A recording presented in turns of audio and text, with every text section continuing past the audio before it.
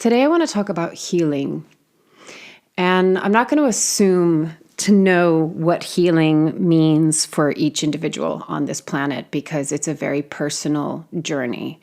And there are so many different modalities that might work for one person and not for another. Again, it's very unique. And I think a lot of the point of the journey and the process of healing is it needs to be very unique to you because healing essentially is a catalyst for our growth and it's a doorway in to getting to know ourselves better. So what I'm going to speak to is less about a modality and more about, what's the emotional internal process of healing. I'm going to offer an angle. And let's see where that takes us.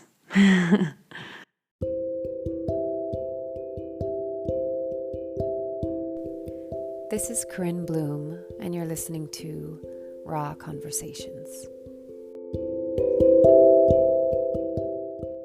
So obviously, healing is a big part of the work that I do with individuals, but the reason why I'm doing this podcast today is because I was having a really interesting conversation with a friend of mine. Just on the topic and what is healing? And the most direct answer I can give that will be the springboard for this conversation is at least what healing requires is that we be with our pain. And I've on a personal note have had to heal physical injuries, and I've also obviously done the inner child work and pulling the thorn out of the wound, which I'll share a little bit about that in a moment. So I've done the kind of emotional internal healing, and I've also done physical healing, and both of them require facing our pain. Like there's just no way of circumventing that. And unfortunately, we live in a society that is very pain avoidant of all kinds, right? You have a physical pain, take a pill. Take a pill so you don't feel it. I was actually listening to a snippet of, I unfortunately don't know the woman's name, but I really appreciated what she was saying because I have felt and believed this my entire life. So when she was saying, if she says, oh, I'm having a hard day, I'm having a hard time, I'm going through a hard patch of my life, and someone says, look at the bright side, like it's going to be okay, look at the bright side, what you're essentially doing is you're negating or you're not acknowledging the truth of what that person is going through. And the way to get to healing is we have to acknowledge where we are.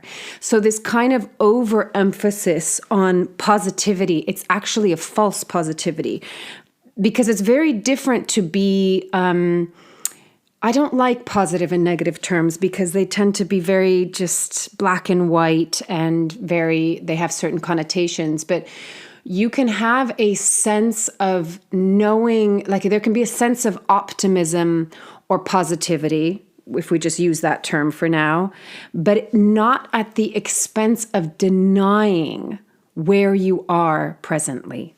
So what I'll call it is true positivity and false positivity. And false positivity is like, let's just pretend this isn't here. Like, it's okay. Look on the bright side. And it's self-abandonment is what it is. And so what happens is that people go through their life and they feel so alone with their suffering, with their pain, with their confusion, with their sadness, with their anger, with their whatever it is. They feel alone with their internal experience because nobody's acknowledging it and going, oh, wow, I hear you. I understand you. I see you. I feel you. There's no even opportunity for empathy because empathy requires the acknowledgement of what is. you know? So we live in this very pill-happy society that's like, just take a pill to make it better and make the symptom better. We don't care about the root cause. Let's just deal with the symptoms. And then the irony is that, like, you're going to have a million side effects because of that. And so it's just constantly staying on the surface. And you kind of wonder why we live in a society where depression, anxiety, suicidal thoughts is on the rise. So one is we're pain avoidant and we're not facing what's going on for us. Two is we're not acknowledging the truth of just being human, and we're trying to create this false positivity as a means to happiness. That's a third thing is the pursuit of happiness is a very narrow way of looking at life. I know I've said this before and I'll say it again. For me, it's about finding peace, but peace isn't about just being happy. Peace is I'm okay with my experience, no matter what that experience is. I love myself. I accept myself. I can hold it with love. And then that's the after effect of that is happiness, because it's like you're not in conflict with yourself. You're not battling yourself. Then if we go a little bit further, oh my goodness, I lost my train of thought. Oh no. Not wanting to go into our authenticity, really, you know? And this is where I was going to go. So then the next layer of it is we are really disconnected from nature. And therefore we are disconnected from our inner nature.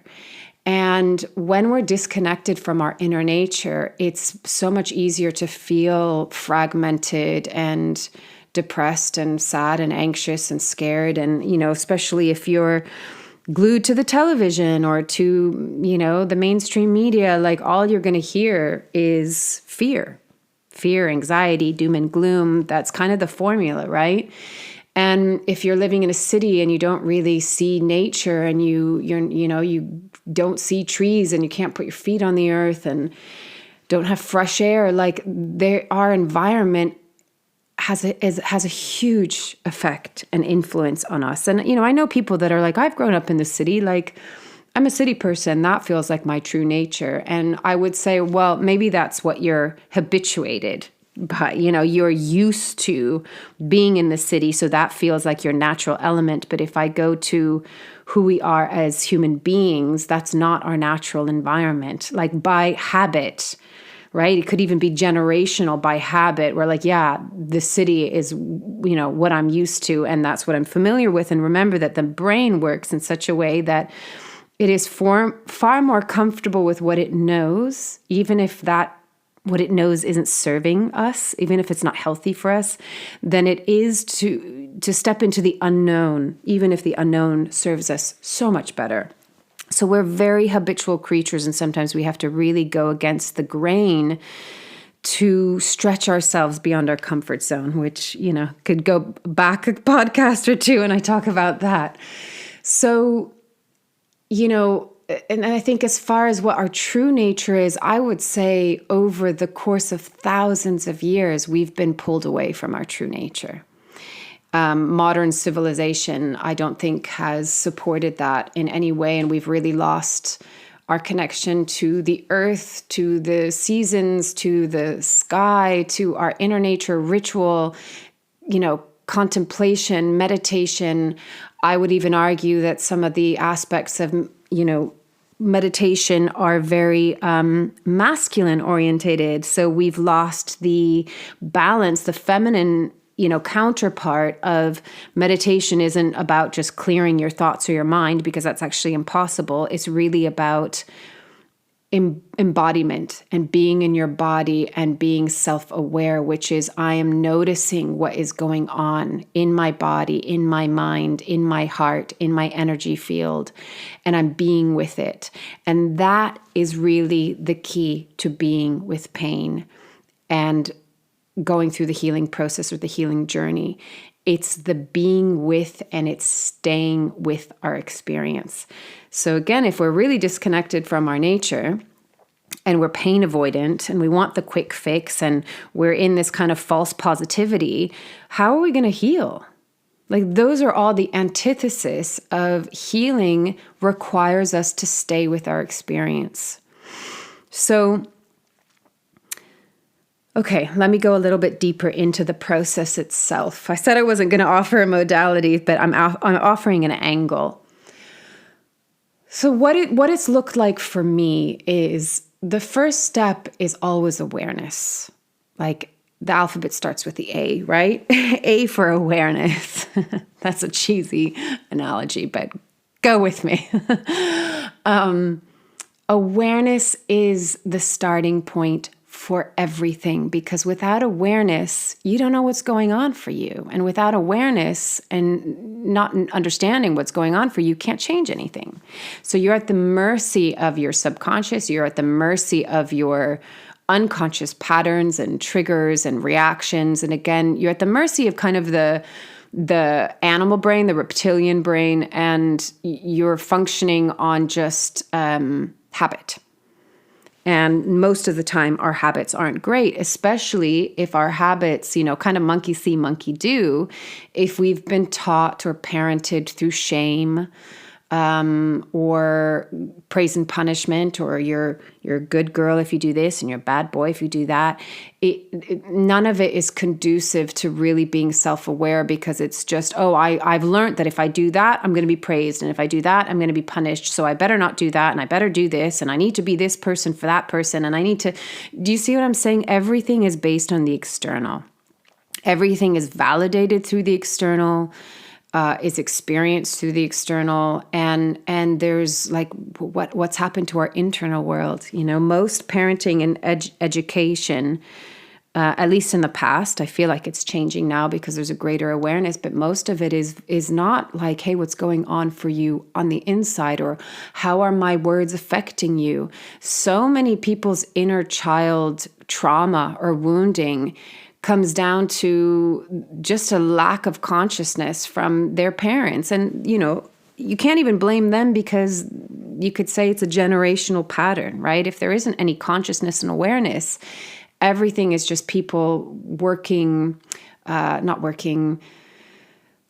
from their wounding and the triggers and the patterns that come out of that.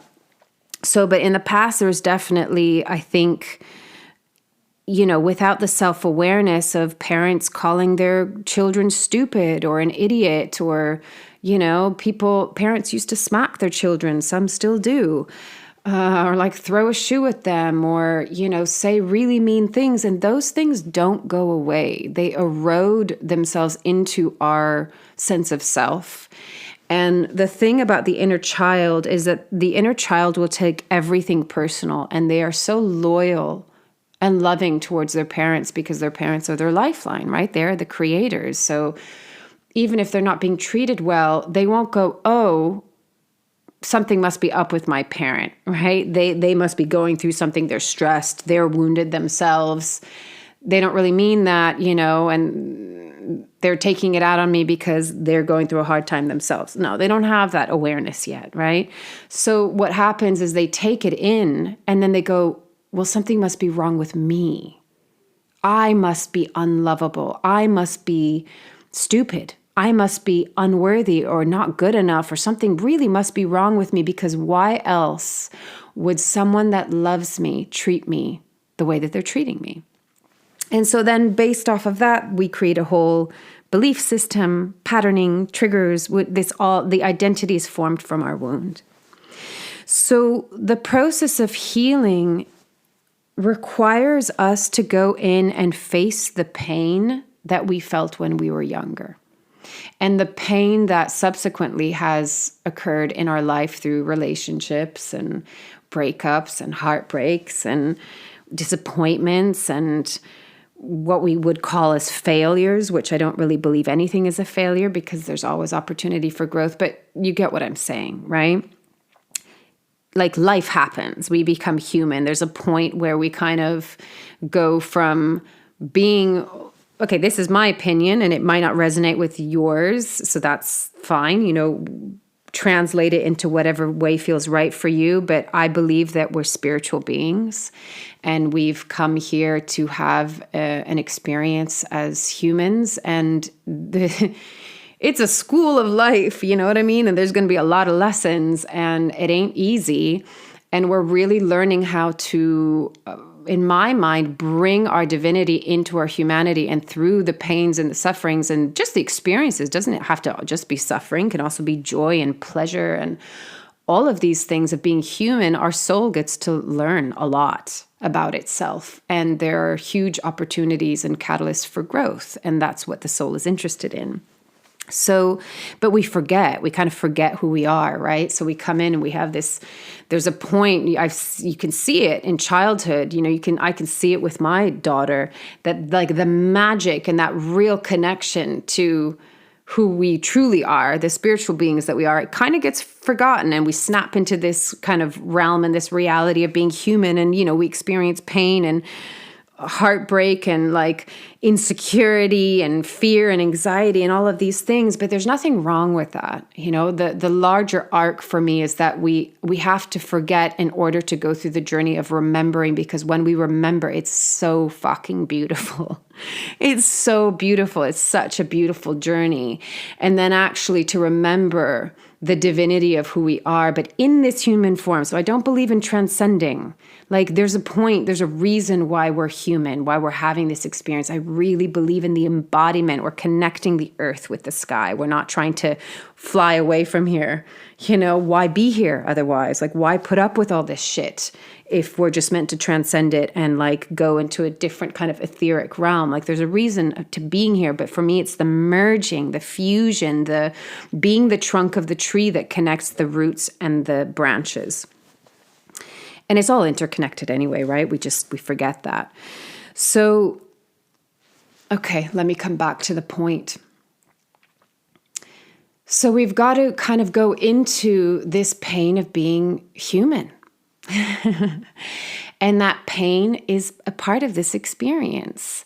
But pain doesn't have to be a bad thing. It can be uncomfortable, most especially because, again, we're not surrounded with the support or even the education to be with pain. If we're in a pain avoidant society, it's like, yeah, let's not talk about that. Let's not look at that. And then again, the unknown becomes so much more scary. I know so many people that they want to do this work, but they're so afraid of what they're going to find, like that they're going to open a can of worms and their life is going to change forever. And it's like, shit, no, there's going to be a monster in the closet. And the thing is, I always say the scariest point is right before you begin. That's the scariest point, because once you go in and you start to look at your pain and you start to be with your pain, there's always relief. There's just always relief, because imagine that you are in a room full of people and you've been in a room full of people your entire life and nobody can see you and nobody can hear you. And you're screaming out, you're saying, hey, I'm here. Why can't you see me? Why can't you hear me? I can see you. I can hear you. Why? Why can't you see me?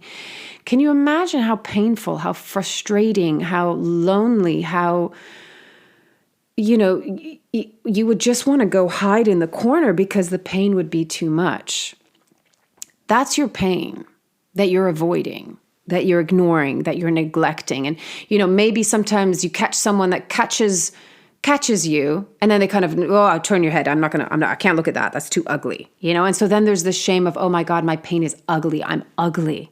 People don't, people don't want to see me, or I dare not reveal myself because my pain is ugly.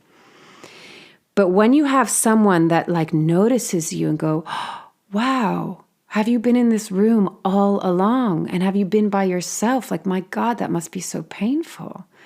That must be so lonely and scary. And like, wow, can I give you a hug? Like, talk to me. How are you? How are you feeling? What do you need? How can I support you? Then that's like, can you imagine what a relief that would be? That would be like, like, thank you. Someone finally acknowledges my existence. Our existence needs to be acknowledged. And the thing is first and foremost, it needs to be acknowledged by ourselves, for ourselves. So when people go in and do the work, even though they're scared of what they might find, that relief of like, thank you for seeing me. Thank you for acknowledging my existence. That is such a big relief that in and of itself is a huge leap in healing. Like just that alone. And that's just like cracking the door open, right? So we're used to abandoning ourselves. We're used to ignoring ourselves. So now I want to go a little bit deeper into it, because some people might get to the point where they're like, okay, I'm aware of my pain. Like it's around me. It's pervasive. Like I can feel it in the room with me all the time. And so people go, I'm not avoiding pain. Like it's there, I can see it, I'm aware of it. And that is a huge step, right? These are all baby steps. So you can be aware of your pain. But if you really go into the nuances of it, you're really going into the subtlety of it all, pay attention to if you are aware of your pain, but there's still something in your body. It's almost like you imagine, like I'm physically doing it right now, where I put my hand up and it's like I'm wanting to push something away. It might be right up against me, but I'm still putting my hand up to go, nope, you can't come any closer. So there's still a point where your body is in tension. And I did a video or a podcast ages ago about this, tension and relaxation, that really this is what it comes down to. Are we in a state of tension? Are we in a state of relaxation? If we're in a state of tension, we're fighting against ourselves. If we're in a state of relaxation, we're dropping into our authentic self. And that doesn't mean that, I can be in pain and sadness and still relax into it. The tension is me fighting against it. So you can be aware of the pain. You can say that you're processing it, but it's still kind of one step removed. Maybe you're learning about it. Maybe you're understanding, okay, what's the story of my pain and my wounding? What is the narrative? What is the thing that is going around on loop? The record that's going around and around and around. What are the beliefs that are coming out of that? You can really kind of understand it conceptually. But the true healing can't happen until you actually allow yourself to go into the feeling of pain and stay with it. Like just stay. So normally, I'll get a little bit of the story of what's going on with someone, and then we immediately go into the body. And it's like, okay, what is the emotion? What's the sensation? And so the first step is you sit with it. You breathe. You just breathe. All you do is you just try and stay. And you might feel that part that's like, ooh, I don't like it. I want to go. I want to move. I want to squirm. I want to push away. I want to distract. I want to numb. And you just breathe. You just stay. Like that is the first major step, and it might feel fucking uncomfortable, but you have to stay with it, because remember, there's no circumventing. There's only being with.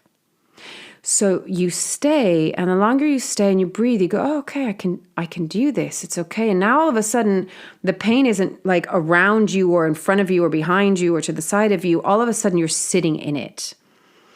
And because you're sitting in it, you're acknowledging it more, you're breathing into it more, you allow it to move, so it's no longer stagnant. There's actually a little bit of movability in it. There's breath in it now. And then you go into the curiosity of like, okay, if this part of me had a voice, what would it want to say? What is it trying to communicate to me? Because as I've shared before, emotions are messengers. They're just alerting us to something. They want to communicate something to us to bring us deeper into ourselves. The whole point of this journey is to go deeper into ourselves. So I want to have a side note for a moment, because when I was talking about being disconnected from our true nature, and I was talking about kind of being spiritual beings, I do, again, this is my perspective, so it might not be right for you, and I honor that. But from my perspective and the way that I view life and existence is that when we have what we call a spiritual awakening, for me, it's interesting that there is such a term, because some people go, well, I just don't believe in any of that stuff. And I've had friends and clients that have had spiritual awakening, that before were atheists, didn't believe that anything beyond this life, were actually really scared of life and death. And I've had many different clients and many different friends, actually. So this is not just based off of one person. And then something happens, and maybe it takes a while, but something happens, and all of a sudden they have this, what we call a spiritual awakening. And what it is it's like literally, there's so many different analogies, but the one that I'll share now, it's almost as if like you open a door and you realize there's a whole world out there. You've been living in like one room of the house, or you've been living in the house and you didn't realize you could open this door, and then all of a sudden there's this entire world. Or you could imagine it that you've been seeing just what's in front of you, and then all of a sudden your periphery vision opens up and you're like, wow, there's this expanse, there's this vastness, there's so much more. And the beauty of spiritual awakening is that it's endless. Like you, at different phases in your life, might open another door, and then another door, and then another door. It's like kind of like the Russian dolls. So it's infinite in its kind of opening and the vastness and the expansiveness of it all. And so really the spiritual awakening is just opening into a far vaster, a far more vast, oh God, words are so limiting for it, experience, perspective, knowing. That's why I think some words are so, they're so linear, and they're very too small for the vastness of our experience. Because when you really can tune in through meditation, or sometimes through plant medicine, and you really go into that vastness of existence and consciousness and how everything is interconnected and interrelated, it's just like, it's so vast, and you go into this borderless feeling, right? You can feel that the connection of everything is one and interconnected, and you melt into just consciousness itself, energy itself, love, whatever you want to call it. So, that I do find that that's a really important part of the process, not because it's necessarily necessary. Like if that's not your belief, or you're not there, or you haven't had that experience, that's okay too. But there's somehow something in it that helps the healing process, because all of a sudden it's not just you that is in this experience alone. You recognize that you are part of a much, much larger tapestry. And there's something really beautiful and magical and exciting and supportive. These people that have had spiritual awakenings, they all of a sudden don't fear death in the same way, because you realize there is no real death. Anyway, that's a whole other podcast, and I've already kind of gone in too far maybe on that note. But so let's bring it back to the healing. So the healing is really the experience of going into the feeling, being in the pain. And then through the pain, the emotions will come up, the sadness, or maybe there's anger. And you go deeper into yourself. As we live in a world that is so curious about going and exploring the outer universe, which is super cool, right? That's great. It's brilliant. But what we don't realize, or not everyone realizes, is that there's equally an infinite inner verse to explore. And that's why we do this work, is because we're going into the universe that is within us, which then we recognize, right? There's no inner or outer. They're all interconnected. But as we're in these human pods, going in is like exploring an entire universe. It just happens to be inside of you. And again, my sadness is that we live in a world and in a society that, in my belief, is constructed to keep you away from. It's meant to keep you distracted and numbed and disconnected. And we've forgotten so much about our intuition and our gut and our pineal gland and all of these things. I could go into the technicalities, but essentially we are being pulled away from ourselves. We are being pulled away from our home, which is inside of us. And the pathway is really into the body and into the heart. And into the feeling, because once you go into the feeling and the sensation, you go to the deeper aspects, you can start to hear the inner child and you build a relationship with her or him.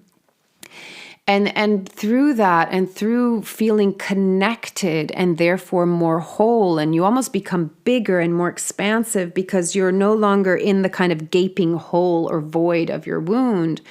You're feeling more whole from the inside out because you've connected to your wound, which is just your inner child hurting and feeling alone and scared. And so now all of a sudden you're connected to this part of you and you're paying attention to the feelings and you're feeling them and you're giving them what they need, which essentially is just love. It's just loving attention. I know I've said it a million times, but I will continue to say it another million times or more. And then when you kind of, all of this starts to come into, it's like the pieces of the puzzle come together. All of the fragmented pieces get kind of glued back together. And it's not about being whole and perfect. So when it comes to the scar, this is what I was saying to my friend. So I've been through different phases of my life of healing. And I kind of at one point thought, okay, Jesus Christ, I've come to the end of this, haven't I? And then I was in a relationship where another layer came up. And I will never forget a friend of mine saying, Corinne, you are pulling the thorn out. It's like the final thorn. So the way that I would kind of look at it visually is you have to walk into the forest where there's all the shadows and the things you don't want to look at that scare you and that are painful or uncomfortable. You got to walk through it and you've got to get to know it and you've got to be with it. And then you kind of get to the brambles, right? You got to go through the painful stuff and it like, ouch, that hurts and that bleeds and that oozes. And then the final thorn, it's like pulling out the final thorn that is the piece that keeps your wound bleeding. Like it's constantly bleeding and oozing. And when you pull that thorn out, it stops the bleed. And then it can actually really fully heal. And the thing is, you're going to have a scar. And that's beautiful because that whole journey of being wounded and the process of recognizing what's going on and awakening to yourself and going into yourself and showing up for yourself with love and really taking care of yourself and really being willing to go, who am I? Underneath all the beliefs and the shoulds and the shouldn'ts and what society says and your parents say and your friends and all of these things. And you really go, who am I? Who am I authentically? Who is my true essence? That whole journey brings you back home to yourself and has made you who you are in this lifetime, not only as you, the human, the personality that is you, but your soul has just gone through this whole process of growth, journey of growth, and that feels so deeply fulfilling. And so the scar is really important because it reminds you of all of that. You know, it's like gluing together a broken vase. You want to see the cracks because the cracks are like, right, I went through this and that and that and that and that, and that's made me who I am today. And I'm so grateful for that because I wouldn't be the person that I am today. I wouldn't have the wisdom. I wouldn't have the compassion and empathy to share and be of service to humanity. And I wouldn't have grown in this way. So the scar is always going to be there, and that's okay. That's a thing of beauty. That's an art unto itself. But the bleeding stops so that you don't have to replicate the pain of that wound again and again and again, and the story of that wound and the pattern of that wound and the people that you draw into your life to, you know, to keep that story going. That stops. And the relationship that you have with yourself and you know, sitting with the pain and the feeling and asking yourself what's going on and what do you need and how can you support yourself, just showing up for you, that's a lifetime journey. That's a lifetime relationship. As I said, I think in my last podcast, till death do you part. So, but it becomes something that is familiar. Now you've created a new habit that is so much healthier for you, that is in support of yourself, that is taking care of yourself, that is loving, that is non-judgmental. And, you know, you're still going to go through life and it's still going to be fucked up at times. But you know that no matter what, you're there for yourself. You're with yourself. You're no longer abandoned. You're abandoning yourself. You're no longer rejecting yourself or ignoring yourself. You no longer feel invisible. Because you're there for you. And then because you have that profound relationship with yourself and you trust yourself, you can Trust being in the vulnerability of being human, and you can extend that out to how you relate to others. So you don't have to pretend anymore. You don't have to put on the mask or the facade or say, I'm fine, when you're not. And hopefully be the change that creates a world that actually is much more human and humane and authentic and compassionate and empathic and at peace with itself.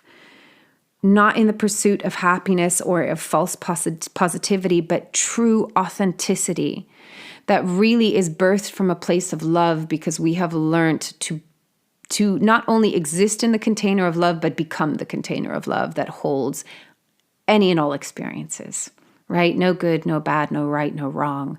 It can hold anything and everything. And that to me is peace.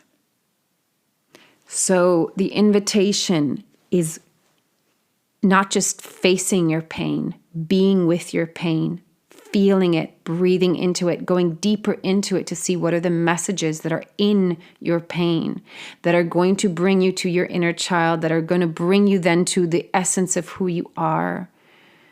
And it's like you have to go in. And once you find the inner point, then you can come back out. Right? And then you recognize that there is no in and out. So it's a journey, but really at the core of it, it's a journey of just staying with yourself and listening, feeling, being with, and ultimately loving what you find there. And knowing that all of it is lovable, all of it, because you are love. So I'm going to stop because that is really a very, very, very long podcast. I would love to hear your thoughts. You're always welcome to comment or to send me a message. And if there's any part of this conversation that you want me to kind of branch off of and go deeper into, I can do a part 2.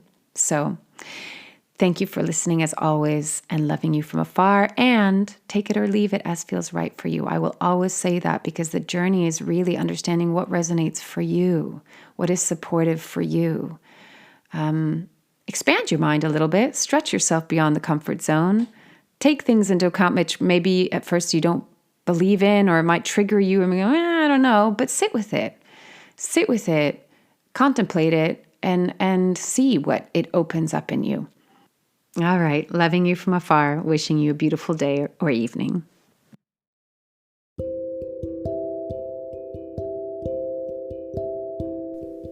You've been listening to Raw Conversations with Corinne Bloom. Thanks so much for showing up, listening in, and being a part of the conversation with me.